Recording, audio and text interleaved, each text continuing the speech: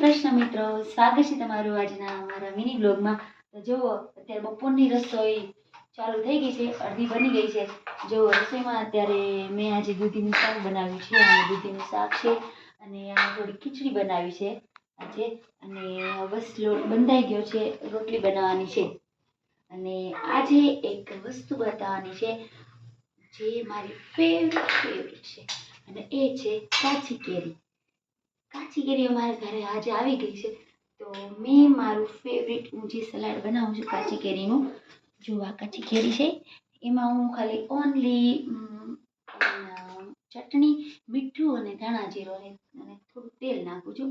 ચટણી બસ લસણ વગરની ચટણી નાખું છું, એ વધારે ભાવે છે અને એ જ મસ્ત લાગે. અને આ થોડું ખમણેલું બનાવ્યું છે ઈવા માટે અને પપ્પા માટે, કેમ કે નથી જાવી શકતા ને એટલે. તો ઈવાને આજે ભાવે છે કે નહીં એ જોવાનું છે. એને ભાવે તો અમારે પછી એને કાલે બનાવી દેવાનું છે. તો